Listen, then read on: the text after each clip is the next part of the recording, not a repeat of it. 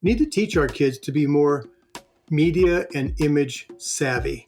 Even though girls are very tech savvy, and even though they're so cool and they're so with it, they still sometimes, when they're looking at those screens, they forget that that person on the screen doesn't really look like that. They forget about the Photoshop. They know that, but when they're looking, they get caught up in comparing themselves, wanting to be like all those kinds of people, feeling bad because they don't look that way. One of the things that I do say to parents is, even though I say there's not an age, I do say, in my experience, I don't think girls are ready for social media till at least high school with a good track record of mature behavior, a track record of being able to set boundaries, a track record of being able to handle their conflicts with their friends. There's a study that was done at, I believe it was Stanford University several years ago. They took college-age women and men. They had their brains hooked up to these monitors. They could see which parts of the brain were being activated in that moment. Then they showed them photographs of people who were suffering. Now, what they found was interesting. When they showed the photographs to the women, 9 different parts of their brain activated, and both sides. So one conclusion was, well, women have a lot of emotional centers in their brain. They showed the same photographs to the men, only 2 parts of their brain activated and one side. A lot of your content is centered around, of course, the anxiety, the angst, and things of that nature. So is it safe to say that if someone were to attend a camp or retreat that you're hosting, that is going to be the primary topic that's discussed and worked through? No, if they come, when girls come to our weekend retreats or our summer camps, we've been doing it for 33 years. We have a whole curriculum, all kinds of ideas, exercises, things that stir them up, if you will. But then we always follow that group's lead. And I tell kids and I tell parents all the time, I know this is true because I've done this for a long time. If I walked into any middle school or any high school in any place, and grabbed the first 20 or 25 girls I saw. You just come here. And I got them and I took them on a retreat so they could kind of, be more vulnerable and open up some more. I guarantee you that almost all of them have things that they can talk about. Life happens, life things. Nobody has a perfect life. And so some of those challenges that they're dealing with, they don't have a safe place to talk about, a safe place to hear their peers. One of the biggest gifts that they get from coming to our retreats and camps is they realize I'm not the only one who struggles with these things. I'm not the only one who worries about her body. I'm not the only one who changes her outfit 4 or 5 times every morning before I go to school. I'm not the only one that gets anxious. I'm not the only one who's getting really stressed out about college next year. There's so much uncertainty. I'm so stressed out, it's hard for me to take action or to make decisions because I'm so worried I'm going to make the wrong decision. When they hear other people their age talking about those similar kinds of things, then there's a sense of, I'm not crazy. These are normal feelings. And I can learn to cope with them. I can learn some skills. And I'm not the only one. It's such a gift that they know that piece. So our retreats, we talk about body image, we talk about anxiety, we talk about stress, we talk about the pressures on them, we talk about motivation, we talk about pretty much whatever that group brings to us. And besides listening and giving them a safe space to vent and to talk and to cry and whatever, we also teach them some really good skills, life skills, so they can start doing a better job of taking care of themselves, asking for what they want, setting boundaries, taking care of their emotions, learning how to have quiet time, et cetera, et cetera. The learning how to have quiet time and some of the other things you mentioned, those are the skills that you're teaching them at some parts of the camps or retreats. So like, for example, if we're talking about how to have quiet time, would that be meditation, for example, or is it just tailored towards whatever that particular child finds appealing? We will introduce all kinds of different things. Sometimes we do some breathing exercises. Sometimes we do meditation. Sometimes we do some yoga stretches. Sometimes we do some journaling. We do visualizations, guided imagery. Sometimes we took a group out this fall. We took them out in nature one day, and everybody just found their own spot, and then we blindfolded them, and we said, just get comfortable. And we just want you to focus on one sense at a time, which is right now listening. So when you're outside, you hear the wind going through the trees and you hear the leaves rustling. You might hear birds. You hear nature sounds. That's very calming. And it brings you to the moment. That's a part of being mindful, is just to be in the present moment. And so, we do all kinds of things like that because they need that. They need to learn how to quiet themselves. People talk to them all the time about trust your gut, trust your intuition, follow your heart. It's hard to do that if you don't know how to get quiet and access that. So they need to learn how to get quiet, not only to have some outlets. Sometimes we'll do drawing, we'll do some painting, we'll do some sculpting, we'll do all kinds of ways that they can learn to release and channel their emotions. Write a song, write a poem, write a letter to somebody. Don't send it, rip it up. Write in your journal. There's so many ways that they can learn to do that. They just need some ideas and they need some practice. One of my major concerns for children going forward, whether that's boys or girls, is social media, attention spans, and all of the issues that come along with what I would call short form content that is just constant. Is that an area that you're worried about or that you discuss or try to work around? And maybe the quiet time is a way for people to kind of slow down their mind and the way they're living. Yeah.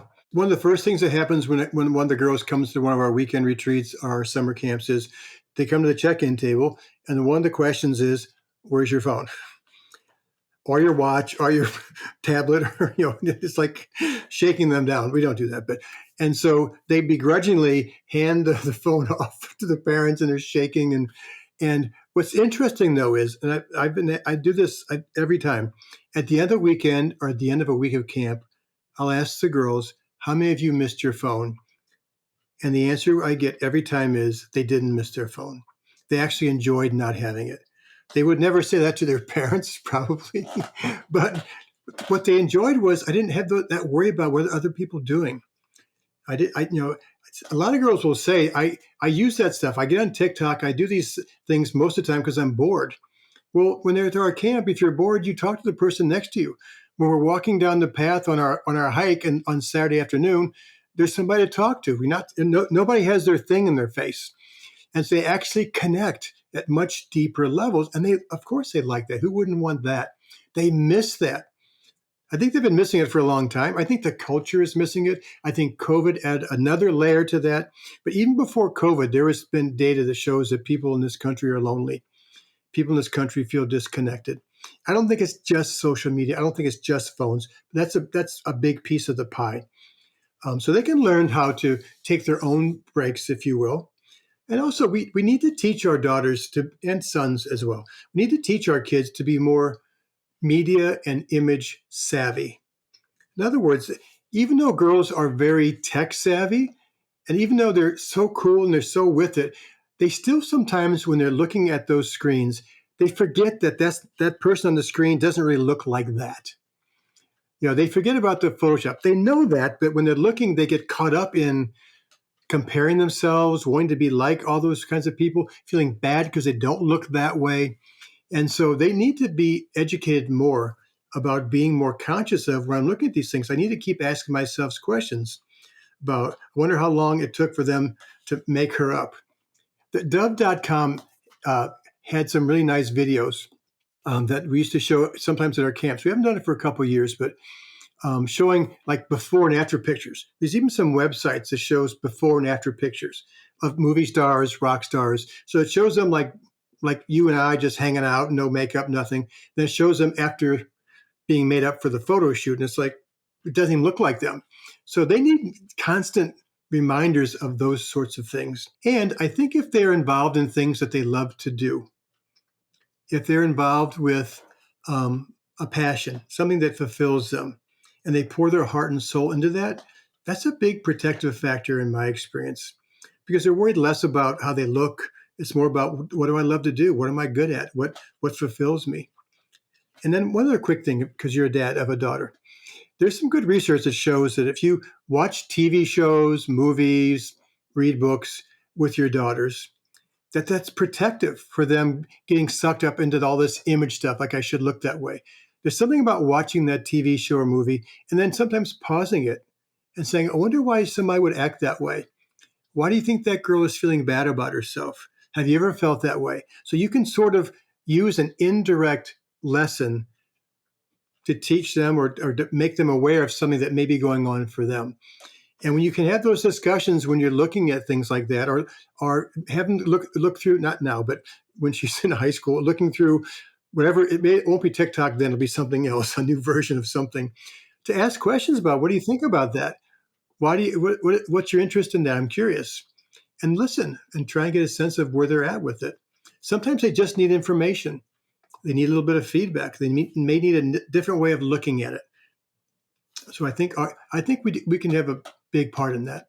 And restrict. Parents ask me all the time, yeah, but at what age should you start them on? So what age? Like they want an exact age, and I tell them, I don't think it's less about an age. It's more about are they ready? My wife and I have this handout that shows socially, emotionally, responsibility wise, accountability. There's a lot of readiness signs they can show you that would tell you they might be ready to try it. One of the things that I do say to parents is, even though I say there's not an age, I do say, in my experience, I don't think girls are ready for social media till at least high school with a good track record of mature behavior, a track record of being able to set boundaries, a track record of being able to handle their conflicts with their friends. Because if you're not handling your conflicts in the hallway of school, it's going to blow up online. So they need to show you some emotional skills. They don't get triggered by other people. They can cope with their emotions. If they have a lot of anxiety and depression, that's not a great place to hang out. So if they can show you that, with these readiness signs that I have shown you over many, many, many months, that I have the maturity, the impulse control, the sense of responsibility, I can show you in other ways, then they might be ready to try it. You made a lot of great points there. I particularly liked, for lack of a better term, showing them how the sausage is made. So people aren't just naturally, looking this way without the makeup, the Photoshop, and all these other things. One common thread that I'm hearing is, being a good listener, asking questions, and just kind of getting out of the way and listening. I feel like perhaps mothers are a little better at listening than fathers. I could be wrong. I may be projecting. I don't know. But is that listening piece and kind of the connection that maybe daughters have with their mothers versus their fathers why you have the daddy-daughter camp? Yes, and I show dads and moms. I draw a little picture of the brain. And I told them there's a study that was done at, I believe it was Stanford University several years ago. They took college-age women and men. They had their brains hooked up to these monitors. They could see which parts of the brain were being activated in that moment. Then they showed them photographs of people who were suffering, people in pain, to cause them to feel bad, feel sorry, feel hurt. And then what they found was interesting. When they showed the photographs to the women, 9 different parts of their brain activated, and both sides. So one conclusion was, well, women have a lot of emotional centers in their brain. They showed the same photographs to the men, only 2 parts of their brain activated and one side. And I always tell girls quickly, it doesn't mean I or your dads don't have emotions. It just means we're wired different. But also, when the men's emotional centers activated and they were feeling, a part of their brain then activated, a part of the brain called the temporal parietal junction. And it's a part of the brain that likes to fix problems. So a lot of times we've been wired since we were cavemen, 150, whatever, 1,000 years ago. We've been wired that way. Evolutionary psychologists who try and figure out wonder why our brains are different, men, women, whatever, in some ways. They felt like when men were out there hunting in very dangerous, uncivilized prehistoric times, they had to be totally in the moment, focused on one thing at a time, and they could not allow their emotions to cloud their judgment and cause them to hesitate or pause, because in that hesitation moment, whack, they wouldn't survive. And so what happens for a lot of men is their daughter starts to talk about something and they're upset, maybe crying. My friend's been so upset. My friend's been leaving me out. I feel upset by that. Their dads go right to, well, why don't you just do this? Why don't you just do that? They go right into fix-it mode. And I think sometimes we do that with our spouses as well. If you ask your spouse, they would probably say that's true. And so that doesn't mean we're screwed. It just means we understand that we're kind of wired to do that. So we need to catch ourselves and just remind ourselves, just listen. I tell girls who are old enough, grade school, middle school, high school, that if you have something important that you want your parents, your dads to hear you about, I would tell them before you start, this is really important. I really want you to hear me. So please don't interrupt. Please don't give me ideas. I don't want ideas. I just want you to understand where I'm coming from. And then the dad can go, oh, okay, thanks. Let me get myself ready for this. Okay, I'll just listen right now. So I think we can. I think being a good listener isn't something that just moms do. And I tell girls all the time. I tell dads all the time. I should say, share your stories with your daughter, because sometimes they think, well, maybe I should share this with my mom because my dad would never understand. He was never a girl. And I'll tell them that's true. Your dad was not a girl, and it doesn't mean he wouldn't understand. And the reason they think that is because we don't share our stories enough. So if I asked a room of dads, which I did yesterday, it was a group of dads yesterday we talked to. How many of you felt awkward in middle school? Well, obviously everybody's hand goes up, right? How many of you ever worried about how you looked? How many of you felt self-conscious? Right, everybody. So it looked different maybe than girls, but similar feelings. So I tell dads, you need to start showing them those or sharing those stories. They may look at you as this grown man, this final product, got it all together. You have, married maybe, you have a kid, you got a job, blah, blah. They didn't see us when we were pimply and awkward and, whatever. And so we need to share some stories about our rough times, our inadequate times, our mistakes, our failures, so they realize, well, maybe he can understand.